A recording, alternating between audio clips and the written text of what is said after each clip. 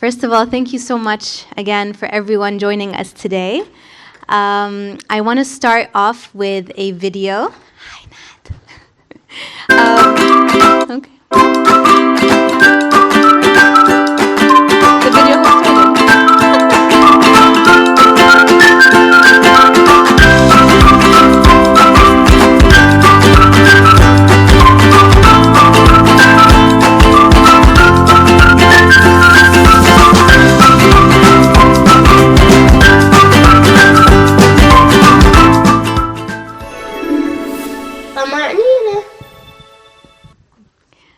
I was going to introduce them first, then play the video, but it's okay. We're excited today. Tuma'nina is a first of its kind Arabic application that teaches children about emotional well-being through really lovable characters and games, and it's kind of gamified the emotional, the EQ game for children. So please do check it out. Thank you very much. They've flown in all the way from Egypt. So they're in the vendor space. Please go say hi. And again, if people in the back want to come a little bit closer, we have some space up front. We're going to get real cozy. I was telling Dr. Saliha that this is basically group therapy. So get your tissues ready. And without further ado, I would love to introduce this session. We'll be discussing the Arab experience through generations and the impact things like post-colonialism or instability in the region has on one generation to the next. So we're going to be talking about our experiences with our parents and maybe what they went through, and then also our experiences and how that might translate to our children's experiences. And then hopefully we'll also explore strategies to break trauma cycles while also honoring our histories, because they are part of who we are, and making sure that we're still instilling our values and our identities in our children. So I would love to, it's a great, great honor to introduce on stage Dr. Saliha, a clinical psychologist, the co-founder of the Lighthouse Arabia, our platinum sponsors today, and also a mental health activist. Please, Dr. Saliha. Thank you.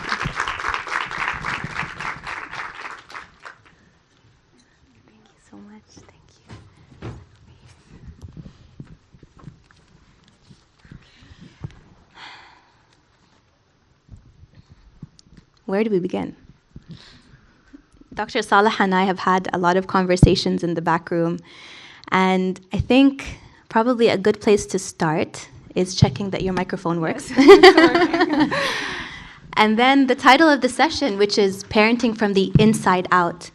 Dr. Saliha, you have said such amazing things about how important it is for us to work on ourselves and to heal as parents before we can really show up for our children and be sources of comfort and guidance to them. I would love to hear more about how you arrived, how your path has been as a mother and as a clinical psychologist, and more about that in general. Great, thank you. Thank you for having me. So my inner journey actually began about 19 years ago when I was expecting my first child.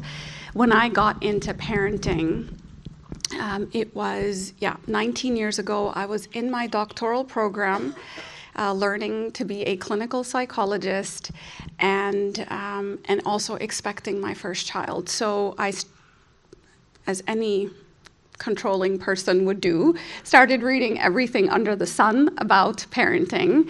I was like, I'm going to get it better than my mother. I'm going to get it right. I'm much stricter than my mother and all the other things. And I love my mother. And I started reading, and there was a room, probably half the size of this, and all along the edges of that room was books and training programs and all kinds of literature about parenting. And I read while I was getting my doctorate, so it had nothing to do with the other. And eventually I decided to do my dissertation in parenting. And that's what I did, is to do a dissertation while creating a parenting program for incarcerated population to stop the generational cycle of trauma and violence. Then I moved to Dubai, and I had 3 children under 4 years old, and I was doing my thing, and I was going through a very difficult time in my life while I was starting the Lighthouse. And I remember one day I was getting dressed in the in the bathroom and putting my makeup on in the mirror. And I was looking in the mirror, and I heard Isa. And I was like, well, did that come out of, like, that sounded just like me, but my mouth was closed. I thought I was hearing things, because that's also possible when you have 3 children under 4 years old. And I was like, nope, but that wasn't me. And I looked down the hall, and I saw Liana, my daughter, who said it to Isa, but she said it just like me. And I realized, oh, hold on a minute. It doesn't matter what you read in that book. It's what you do in the day that shows up with your children. And from that day onwards, I made an oath to myself that I would not raise my voice, and I would not speak with this kind of aggression to my children. And, 18 years later, I think I have probably done that for the most part. I think my kids would say that. Although I'm a very hothead, and people know that, people who know me will tell you that it's easy for me to lose my temper, but I made a commitment to myself and to my children that I would really, really manage that, because children will do as you do, not as you say. And I wanted to show up for my children. So I engaged in therapy. I do lots of therapy for myself. I'm doing therapy for my clients, but I'm also engaged in a therapy process, sometimes 3 hours a week, sometimes 4. There are many things that I'm doing to make sure that I show up for my children in a way that is good for them. And that's my commitment. So really trying to parent from the inside out. Yeah, I love that. Yeah. How amazing. And I know probably, for me, I'm thinking about all the times that I probably was not leading by example in the last 24 hours alone, let alone in the last It happens, and we need to be okay with that. We need to show a lot of self-compassion. There's no part of me that's saying, I am a perfect mother. I have apologized to my children way more than probably they could even handle. Even recently, I was like, I'm just sorry that I wasn't there as much as I could have been, because I was building a practice. I'm a working mom, and there was something that meant something to me. My calling was an important part of who I was. So I apologized, and they're like, Mom, it's okay. You need to stop apologizing. But I will continue, because whenever I do feel that guilt, I do want to apologize. Yeah. And there are times where I have lost my temper, and I've called them crying, and I'm so sorry that I just did that, and nothing. And literally, just last Saturday, when I got in an argument with my husband, a polite argument, but I raised my voice. I apologized to my daughter. I was like, that is never okay. So I am apologizing all the time, because I'm making mistakes all the time. But I do my best all the time to make sure that I show up in my best way all the time. Yeah, and I think part of the apology is also teaching them that we're human and we make mistakes. And I think it's important for them to also learn how to apologize, how to repair when you break something. Yes. And I think that's a very important part of that experience for the children as well. I think, again, I'm talking to you as a mother. Most of us in this room are mothers. It's been harder lately to manage emotions. I think we're all under so much emotional distress. And, we've all, I think, had a bit of a rude awakening with what's happening around the world. And I feel like it puts things into perspective, but also makes us maybe not validate our children's emotions, for example, or not validate our own emotions. And I know that personally, it's something I've struggled with a lot is if my child is complaining of something, I'm like, yeah, but there's children who are being killed or being slaughtered. And I know that that's not a productive way of thinking. But how can we exist in both dimensions at the same time? And how can we absorb what is happening and process it and not transfer that to our children, but at the same time raise children that are aware of what's happening Like, how do you break a trauma cycle? How? I hope it's an easy answer. No. Yeah, hold on a minute there. Okay, so first thing I will say, I think nobody tells us this when we have a child, that you literally have to manage your own, like you have to heal your stuff. You have to build capacity. When we think about like CEO training or manager training or leadership training, there's nobody that's really thinking about like what are the KPIs of a parent and what are the capabilities of a parent, right? Like it's kind of like everybody has their own theory, and trust me, I read them, a lot of them at that time, but nowhere did I read that I had to have capacity inside of me. And that capacity would be able to hold and contain what is going on inside of my children. And so the first thing that I would say to all the parents and to every educator out there is that you've got to work on your own capacity and your own capabilities. If your emotional vocabulary is 5 words, you cannot expect your children, just like I cannot expect my child to learn Arabic or Japanese or whichever other language, I cannot expect them to learn an emotional vocabulary, which is why we built the Smart Heart board game, which is in Arabic, in the vendor section. They need to be able to articulate an emotional expression and emotional experience, but that is a language. But how capable are you in that language? Is your philosophy of emotions that, okay, no, come on, toughen up, let's get over it and get on with it? Which, by the way, speaking of trauma, the research shows that parents and children of parents who went through trauma, there's a survival-based parenting versus an attachment-based parenting. And that survival-based parenting is actually quite emotionally detached. They say, okay, come on, toughen up. No one's going to come take care of you. You need to take care of yourself. So there's a heavy focus on survival, heavy focus on independence, heavy focus on resilience, and this kind of emotional, detached way of living from life rather than a connected way of living from life. We're doing this all unconsciously, by the way, and especially boys and men. We don't have too many men in the audience. I'm really happy to see some of them that are here, but come on, be a man. This kind of language, and in the Arab world or in the Muslim world, that is even more so, right? This machismo is very much real here. So this survival-based parenting versus an attachment-based parenting. So think about what is your framework of coming at emotional experiences. And psychosocial ways are not just the only way we pass on trauma. It actually is genetically passed on through genetic DNA,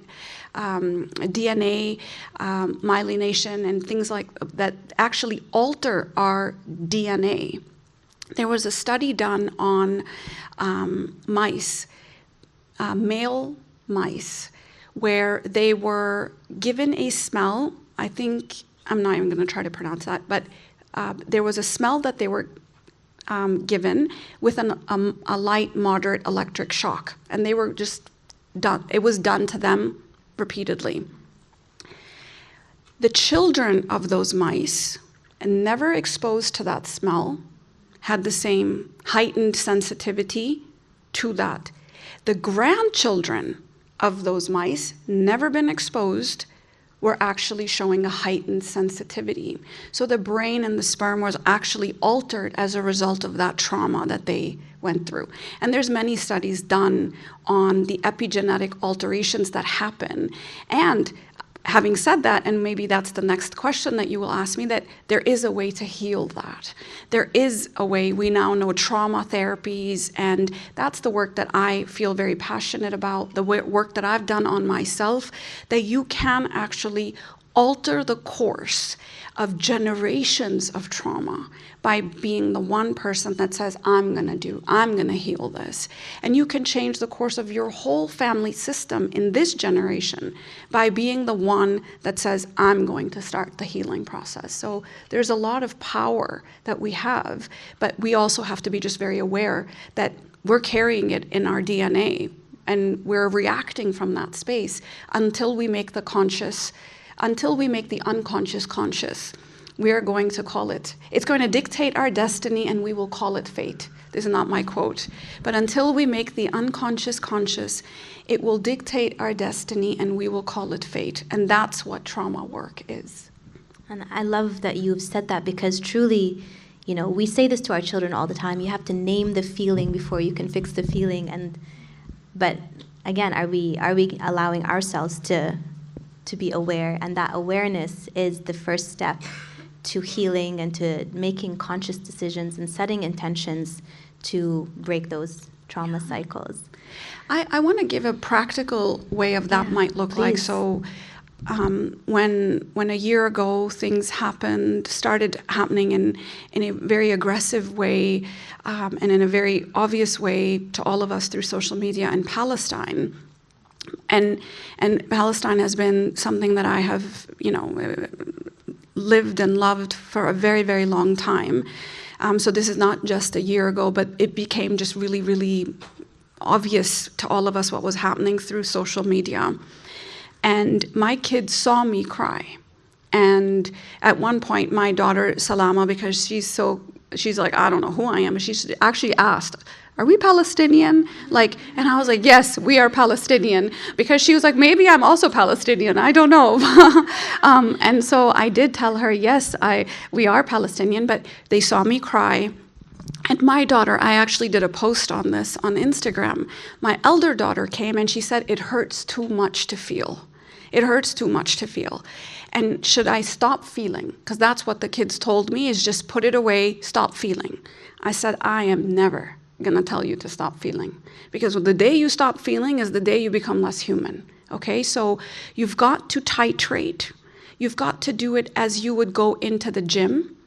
You don't go in lifting 100-pound weight, right? You go in and you start with 5, and then you go to 10, and then you 15, and then you stay with 15 for a while, and slowly you build a muscle for emotions and heavy emotions. And grief is a heavy emotion. You can't go in lifting 100-pound of grief when you have never even opened your heart to feeling the pain of another human being. So first, just slowly start opening up, slowly start talking about. And the heart is like that muscle. And you are building a capacity. Now, I feel like I have an Olympian capacity, because this is what I've done for a living, but this is just also who I am as a human.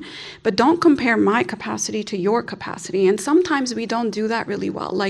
Oh, well, she can do this, so I should do this. No, you have to start where you are and then build from there. And so that's how practically you can think about it, that almost do a baseline assessment of what is my emotional capacity, what is my emotional literacy, what is my emotional language, and then start from there. And right now you might be at not even proficient at this point, but you build that capacity.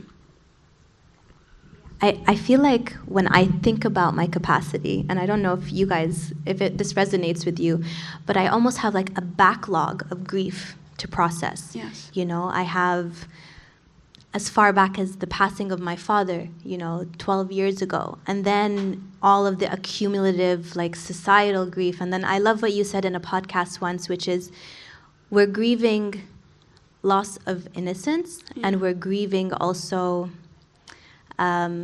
loss of worldviews. Yeah, worldviews and values and things that we thought were a right and a wrong. Things are not clear anymore, and I love the framing of everything that we're feeling as a form of grief, because you're right, it is so heavy.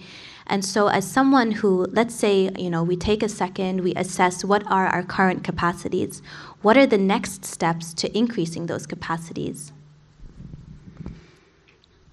So you have to make space. So if you have a backlog, just whatever's coming up, you have to metabolize and process. Grief has to be metabolized, and usually that's best done in groups.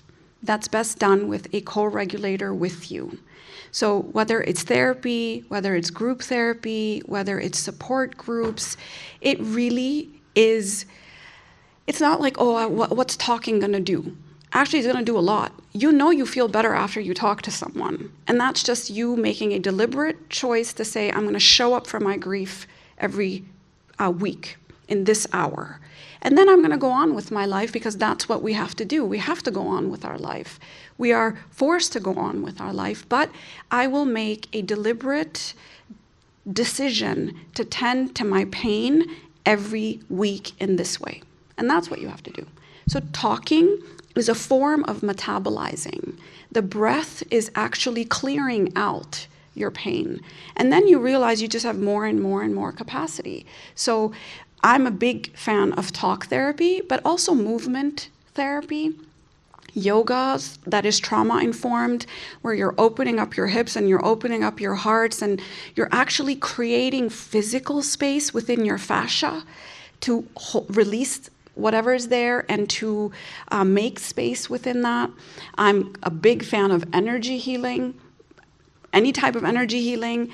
Horse riding is something that I do. I even go sweat it out sometimes. Like I sit in a sauna and I say, I'm here to sweat out my grief, but I make an intention to say, and then what I'll do is I'll be using a scraper or like a gua sha, and I will actually be moving that through. So there are so many ways, but you have to first make an intention that I'm here because I'm really feeling the pain of fill in the blank. And this is where I felt very connected to the collective grief, because all of a sudden, my personal grief I had worked through. And all of a sudden, I now had access to the collective grief. And I was like, whoa, what just happened? And then I felt the grief for all that we lost. Our innocence, we lost a way of looking at the world. We thought world peace was possible. We thought all lives mattered. Like we thought that this is that people would protect us, that people would speak up if they saw crimes against humanity happening. Like, I really thought all this was happening. All of a sudden, I now had access to this grief because I had worked through so much of my own personal grief. Now, by the way, every day there may be grief that I'm encountering that is personal, but I'm making an intention to not have it be a backlog. But the word you used is actually spot on. It is a backlog. Time doesn't heal. Time, when you work alongside of deliberately tending to your pain, is a facilitator of healing. But time alone is not going to heal. You put a Band-Aid on an infection, it's not going to go away. It's going to spread. And then you're going to have to, it becomes something else. Then you have amputations that need to happen because you didn't tend to that infection in the right way, right? And so that's what happens. It spreads and it infects every part of your life. Yeah, I feel that. I think there's so much to take away from what you're saying in terms of setting that intention, creating that space, working on the healing in a conscious way. And I'd love to hear you've spoken about Salama and her identity and how you're raising her and that you've cried in front of her and she's asked you, like, are we Palestinians? And I love also that you said, I really do feel like we're all Palestinians and we're all Lebanese and we're all Yemenis and Sudanese. And like, there is so much power in being able to empathize with what's happening to other people, and that does make you human. But I still have memories, for example, as a child of Arabs love making video montages with like sad music in the background and all of the horrible scenes that are happening and my mom crying and looking at the TV. Like, I remember this as a child, And maybe there was no follow-up conversation, and maybe that's why I feel traumatized by it. Yes. But, and a lot of my awareness of what's happening in the world kind of came at a much later stage in my life. But there's always that question of like, what is age appropriate, for example? Is there an age where we can be vulnerable in front of children, but an age maybe where we shouldn't? Is there certain levels of transparency and vulnerability that we can feel comfortable with exposing our children to without creating trauma? Mm-hmm. Or, is there a point at which, no, you are kind of giving them too much, then more than they can handle and more than the capacities that they have? Yeah, that's a great question. And I think we're all struggling with this as parents. How much is too much? What is too much? So first, I want to just define what trauma is. Trauma, as Gabor Mate said, is not what happens to you. It's what happens inside of you as a result of what happens to you. So you can have 3 children within a family, and each one of them has their own narrative, their own lens, their own spirit. One feels the trauma, the other one's like, nothing but a thing, and they, are sort of, I was the middle child. I'm telling you, man, I felt the trauma. And so, no, I speak on behalf of all middle children. We feel too much. We feel too much. So the trauma is the experience of what is going on inside of the person. So that's one thing that I want to say. Now, how early is too early for us to be vulnerable in front of our children? Never. It's never too early to be vulnerable in front of your children, to have them see your humanity, to have them see your pain, to have them say, yes, I do miss Jaddu, and yes, I'm so sad that this is happening. Never. It's never too early, never too late for you to do that. Now, what you share needs to be age appropriate and developmentally appropriate according to their capacity. Now, they're going through final exams. I'm not going to be like, hey, did you see this video? Like, that's not something you need to expose your children to. And personally, my children don't have social media. I don't want them to have social media. My daughter just turned 18, so we had this conversation about, because that's how they exchange information and nowadays. So she needed her calling card. I guess that's your tag or handle or whatever that's called. And so that she just came on, and I had very clear conversations about the types of accounts you should follow and the type of exposure you should have, because that will be traumatic. And when you do expose yourself, or when you do bear witness, you must do the work on the back end of that too, because you've got to be able to release that voltage that shows up inside of you as a result of what you are witnessing. So having that conversation with her, but with my other children, I was very, very, very conscious of, hey, let me show you this and let me show you that. I don't think any human being should see what we are seeing right now without actually being really, really focusing on how am I going to heal what I'm going through. The moral injury, the burden that comes with what we are witnessing right now. So my children they don't have that capacity, but of course I want them to feel the pain of the Palestinians. Of course I want them to feel the pain of the Lebanese. Of course I'm going to tell them what is happening. And there are great stories that are written, great books that are there that are age appropriate about the history of Palestine, about the history of Lebanon, about what's been going on, about the history of the aggression. So yes, and there are great documentaries that kind of tell you about the realities of what, there was this documentary I saw with my kids, Farah, is it? Is it Farah? Farha. That documentary, and it was just, there was no violent, blood and goriness to it. It was just the pain of being a Palestinian who just wanted to do something for their home, right? And so that was so, so moving. And so, yes, there are ways you can expose them to the pain without showing them the gory details. And then if they are being exposed to the gory details, making sure that you are co-regulating with them. So the brain is not fully formed till about the age 23, 24. So that means you are a co-regulator, and their nervous system is not fully formed then, right? Because if the adult brain is not fully formed until 23, 24, then that means that their nervous system is not fully formed. That means you have to be their co-regulator. And there is all the science is there about co-regulation, that when I breathe easy, you breathe easy if I'm in the same room. And if I'm frantic and hectic, then you're going to be frantic and hectic just through emotional contagion. And mothers and fathers have a high degree of emotional contagion as to what, you all have had those days, right? You've had those days where you woke up on the wrong side of the bed and it's like everybody woke up on the wrong side of the bed. It's like, how about we all go to bed and start over? And that has happened. It's because we have a high emotional contagion as mothers and fathers.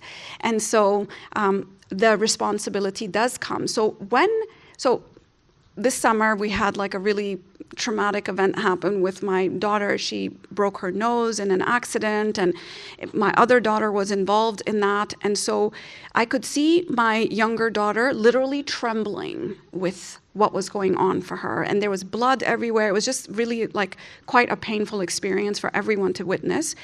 And I studied myself like I've never studied myself before. And everything's going to be okay. We're going to get through this. Everything's going to be fine. And I could see my elder daughter just kind of looking at me and saying, okay, she's got this. I've got this. We're going to do this. Everything's going to. And my younger daughter holding her, it's okay, and helping her process. And she said it again. And she told me the story probably 100 times in the next 4 days. And then she stopped telling me the story.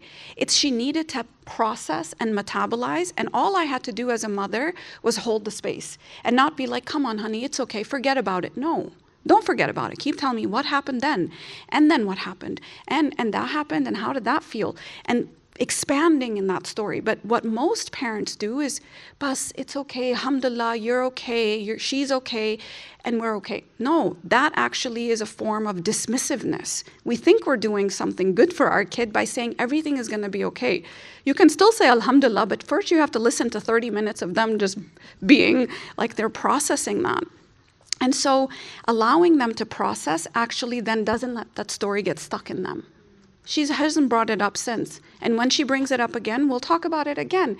But I actually asked my eldest daughter, I was like, how do you feel about that now? Like, it was a really difficult time for you. She's like, it's almost like it didn't even happen. And I was like, yeah, because there was so much space that was being created for her to process that.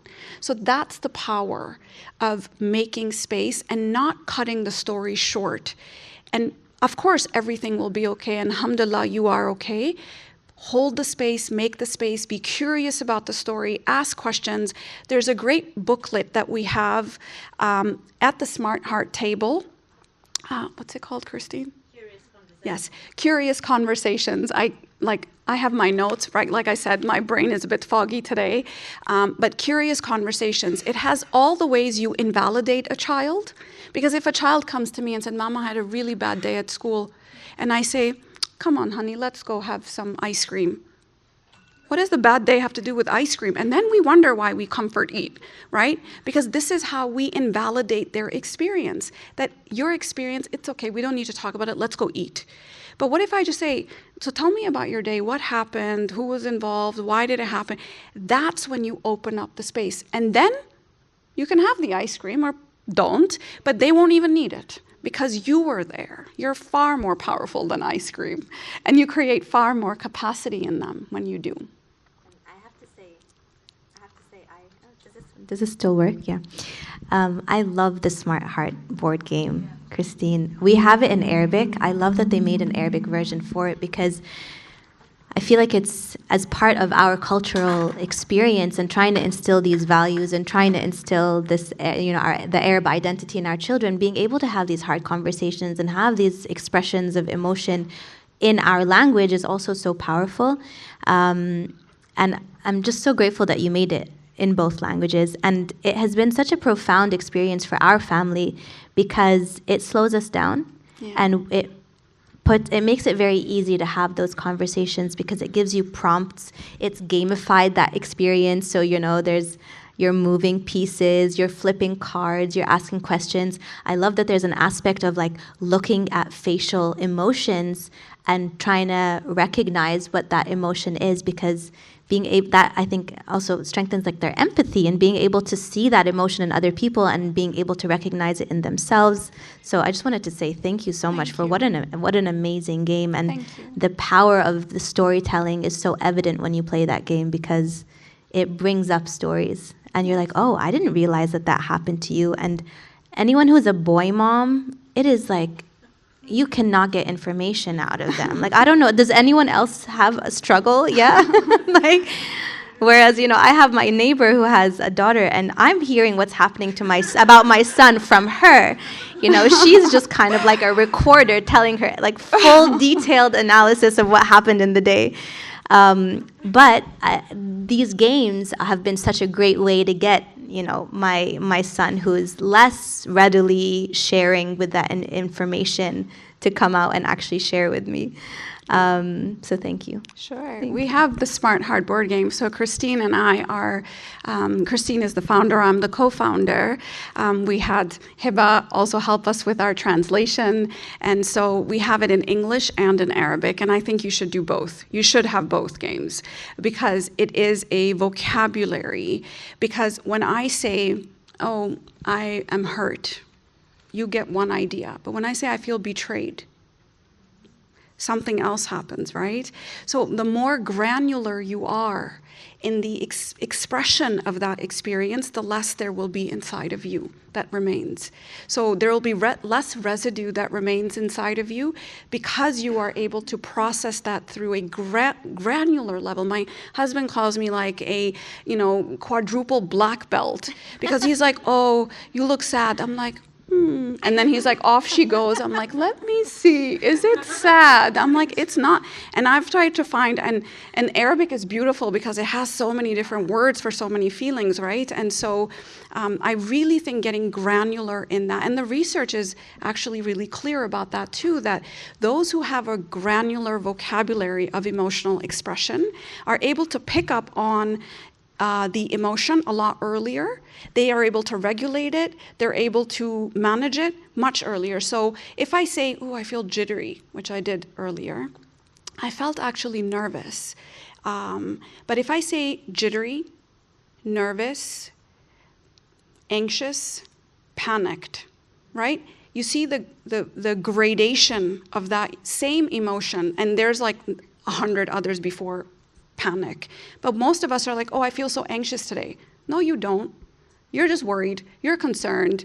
You have, there's something else going on. But so get a lot more nuanced about that. And it works like magic with children. And I started my kids in therapy, which is basically emotional coaching, when they were very young. So I'd be like, oh, you're really angry right now.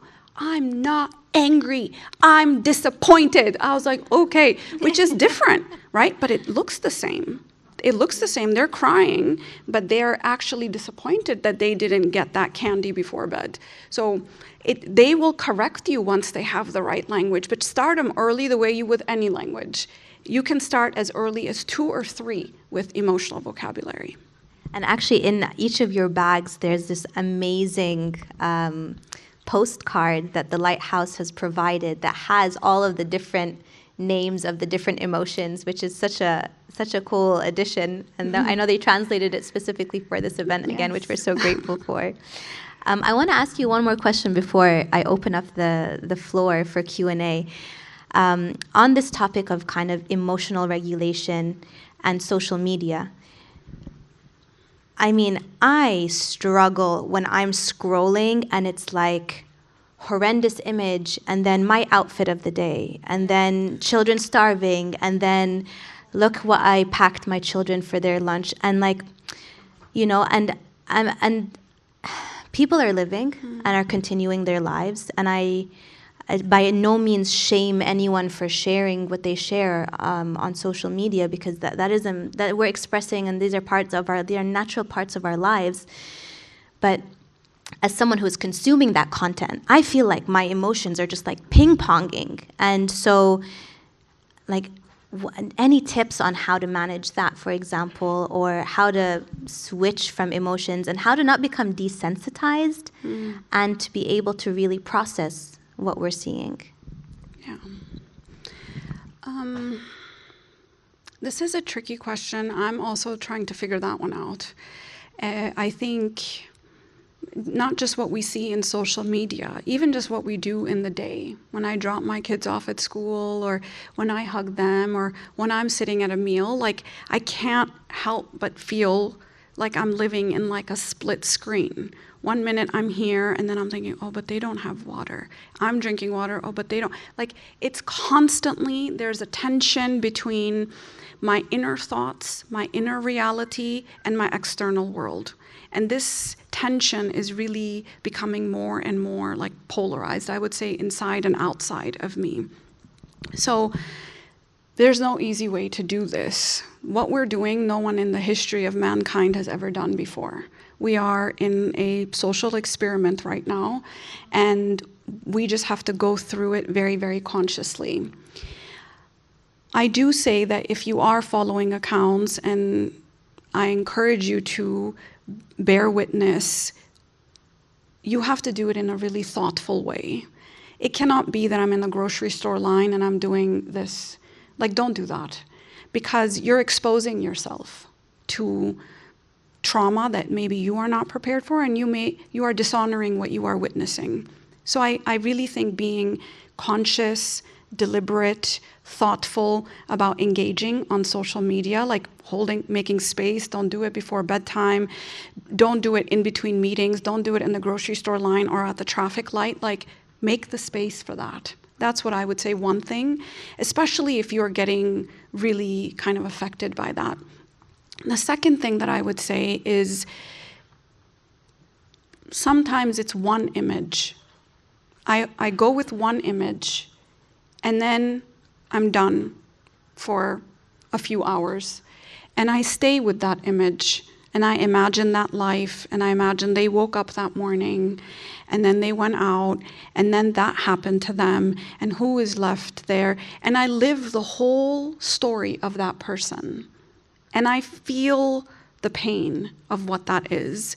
And so it's a very, very painful exercise to go through that experience, this kind of loving kindness way of engaging with that one person and that person's reality, and not just being like, okay, let me just see how many others, because it's one person, but that every one of those persons was someone's person, and they are a human being who had a whole life, who had dreams and hopes and children and hopes for their children the way we do. So I need to stay connected to that, because it will desensitize you. It's meant to. And you will feel desensitized unless you stay connected to the humanity of what you are seeing. It just becomes another image. So really connecting to the spirit of witnessing. That's attuned witnessing. That's another thing. And then the third thing that I would say is that if you are numb, because sometimes people have said it, I feel nothing. It could be that you're desensitized, or it could be that you're flooded. Because our nervous system, it works in like a hierarchy. We are all open, we stay connected when we feel safe. It is our natural disposition to be connected when we feel safe, okay? We don't have to do anything, we don't have to meditate, we don't have to do anything. When I feel safe, I will feel connected. When I don't feel safe, all of a sudden, my fight or flight starts to kick on, right? When our nervous system, by the way, it can pick up lack of safety, not consciously through neuroception, just like vibes, where something feels unsafe in this room. Sometimes Dubai Mall on a weekend can feel unsafe to the nervous system. It's like, oh my God, there's all these people, right? And so it can just feel overwhelming and unsafe. So I use unsafe as an overwhelming. Now you stay in fight or flight, which is the second layer, for too long, rage, anger, being super charged, right? Fight, flight.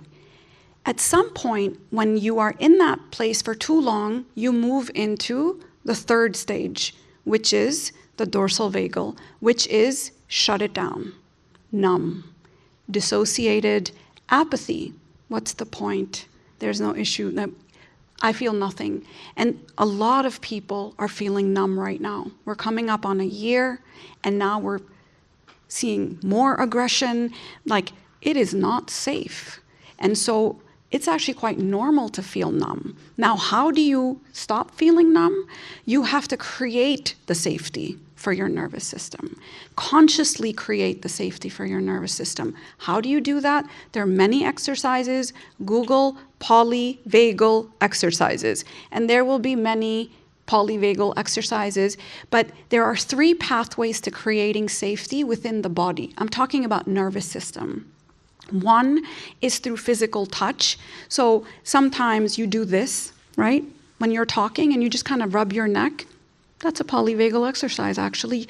The vagus nerve, the base of the vagus nerve is here, and you're actually creating a sense of calm. Sometimes we're sitting there and we just have our hand on our heart and we sit like this. Sometimes we're rubbing our thigh. There we go. That's all polyvagal physical touch exercises. I was standing up there doing a keynote speech and I had to press down on my diaphragm so it's like doesn't collapse on me. So these are all ways you can create safety through physical touch. The second way is through the environment. When you are in a hyper-stimulating, loud, super hectic kind of like concert or Dubai Mall or any type of environment which is loud music and a lot of people. Last October, I got invited to so many, I still can't go to many loud events. I actually can't go to loud places right now because I feel so vigilant and I feel like I'm gonna just throw up. Even when our whole team gets together, we have such a huge team, mashallah. Sometimes I'm like, I need to go and I need to go regulate myself. I need to jump up and down. I need to shake. I need to do all sorts of stuff. So that can even be very stimulating. So you have to pick up on ooh, am I feeling a little bit overwhelmed right now, and then go away and calm yourself. It's called, what do they call it? Guerrilla meditation, where you go into a bathroom stall and you just breathe and you shake and you do what you need to do, and then you come back out of that bathroom stall. Those places are usually quite quiet, so that always works. And then the third way is through relationships. When you are with someone who has a calm tone, a calm nervous system, you just automatically feel like they're doing something to you, but they're not. So relationally, when we are in a place that feels safe with another person, eye to eye, heart to heart, no phones in the middle, we actually can have our whole system feel regulated. So those are 3 ways, and there's many, many others, that you can start to create some safety, but you can do that anywhere. Thank you so much, Dr. Saliha. You're welcome. And hopefully, this experience today is creating space for everyone, and this community and us being together and sharing is also helping, provide some of that management. I'm going to open up the floor for questions. We have about 10 minutes. I'm also going to switch the slide because I remembered to do it. And please, while you're listening to people's questions, we'd love for you guys to fill out the survey. Go ahead.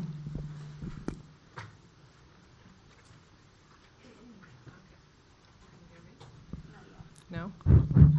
Yeah. Okay, so I'm going to try to ask it properly because I don't have it arranged in my head. But I take pride in feeling that I'm a strong, independent, dominant mom. But sometimes I notice that every emotion turns into a to-do list, like you were just talking about. Things like desensitized, and also you spoke about the importance of feeling. So I'm somewhere in the middle where if anybody expresses a certain emotion to me, not just my kids, anybody, let's say, oh, I met someone, I love, I'm thinking of proposing, for example. It turns into, are you sure you checked this and this and this? You know what I mean? Or if somebody is upset about something, I go now it's time to think what we should do. But then now that you're talking, it seems like, I'm not sure, is that good? I think I worked hard on understanding myself so that anytime anybody expresses an emotion, it's turns into a to-do list. So I don't know if I asked the question properly, but this solutionizing. Yeah, so I think you move into a solution space very quickly. Immediately. Yeah. While they're still talking. Yeah. There's no, like yesterday I was telling that friend that was telling me I'm planning to propose, I love someone. And then I actually called that person this morning. I was like, I'm so sorry. I think I should have just said, I'm so happy for you. Yeah. That's it. I was like, are you sure you talked to to someone to check that really know about these people? Yeah. And it was a big thank you. Great list. question. Yeah. What do you do for people who are quick to come to a solution? So I think, first of all, it's very normal and natural for us to want, whenever we see someone in pain, to want to get them out of the pain, right? That's what we do. When someone comes and says, I'm sad, immediately we move into, how do I make you unsad? And how do I make you happy? And so, come on, let's go out, we'll go to a movie, we'll go done. And all of a sudden we move into that space, and that can be very invalidating and dismissive, and you don't feel seen. But if you just say, tell me more about that. This is what I mean. I think all the adults should go get that Curious Conversations book. Do we have the English version? Yes. We have English ones too. I think everyone needs to go. It's a little booklet, but it tells you phrases, what to say, what not to say. Because there are times when you're like, well, at least, someone comes and says, I'm sad. Well, at least you have a job. And you're like, what does that have to, I'm not really sure where to go with that. And there's things we say which don't make any sense to what they're actually talking about. So that's what we mean by making space. You just remember that phrase, I need to make space. How do you make space? You get curious. Who, what, where, when, why, almost as if you were a reporter. And you need to understand the whole story because you're going to have to report on this later. Not in tell me what you mean, but just tell me more about that. Who was involved? What happened? What have you done? What do you like about this person? What are you So now she's telling her story. You're making space for her to tell her story.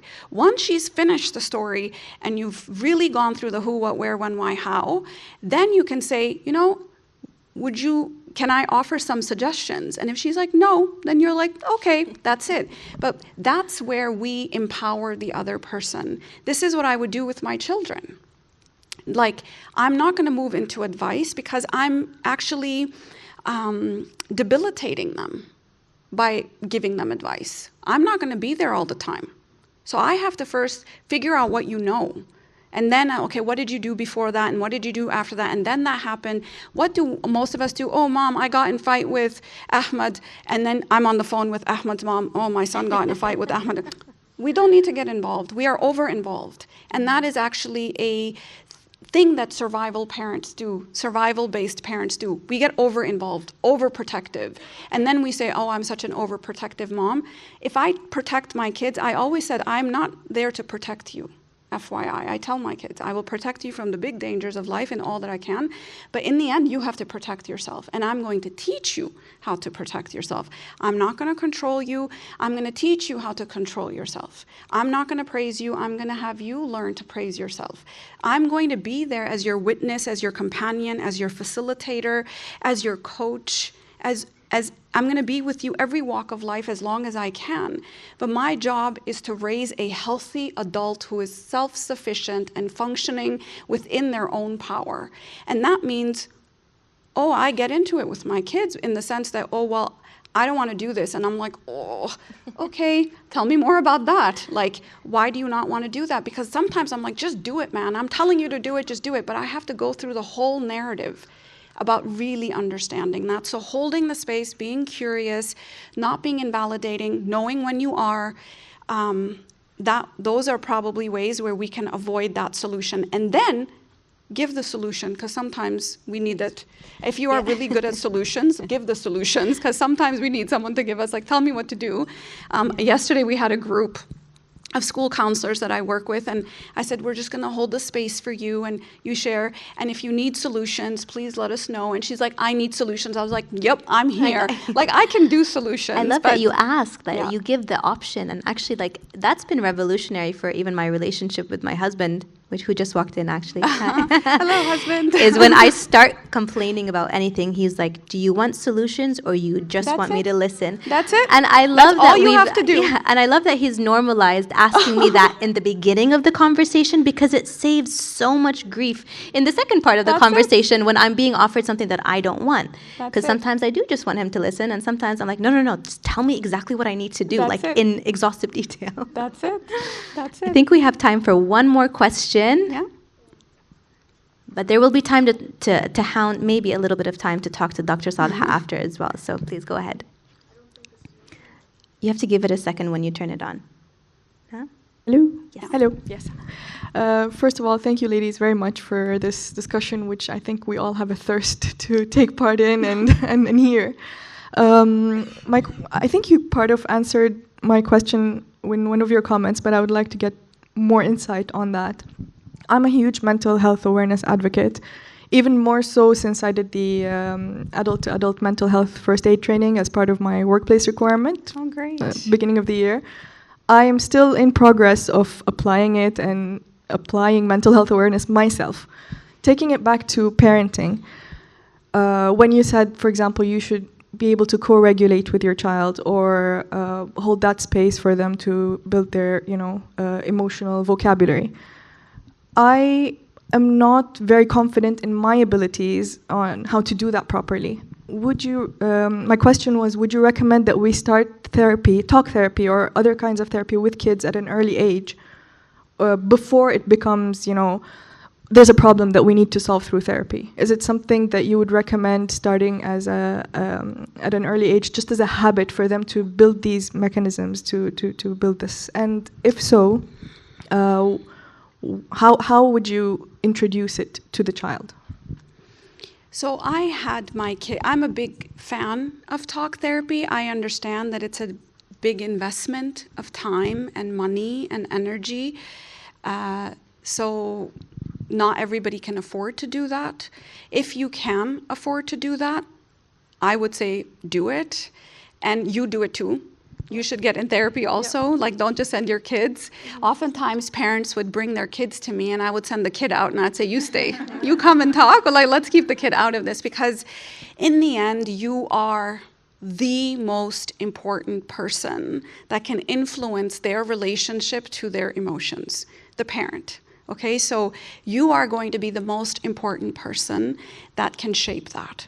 So if you have a good vocabulary, if they're going through a bad day and you're able to label that quickly, you're able to hold space for that, you're able to have that curious conversation, then, okay, then you're doing the work. So my kids go once a month. Okay, they were doing it a little bit more often, but she now has a good capacity.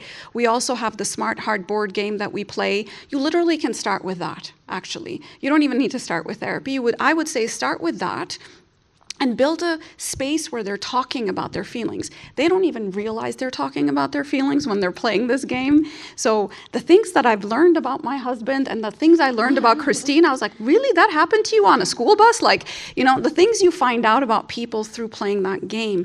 And that just creates this open channel for other things to come up. So yes, I'm a big fan of talk therapy for everyone.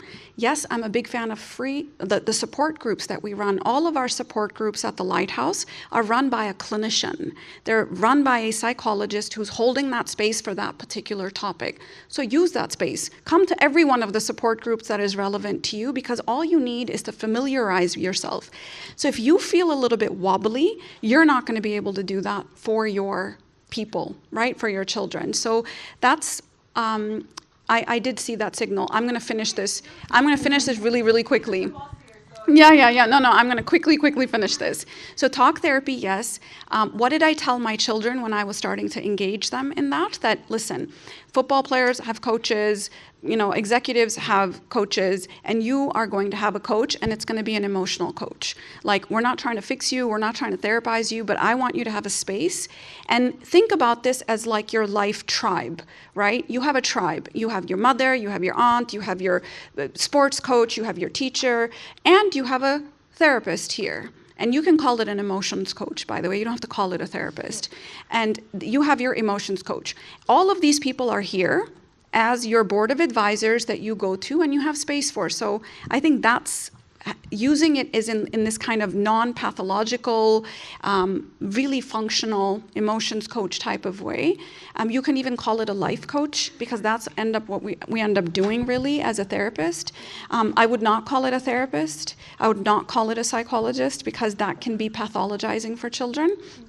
And they actually kind of all just went with it. So I would try that. But for sure, if you're like, I don't have the time or I don't have the money, I would say start with a board game, start playing that and familiarizing yourself with the types of stuff that show up, and then move forward. Thank you. Sure. Dr. Saliha, thank you so much for your time. Thank you everyone for attending and for your great questions.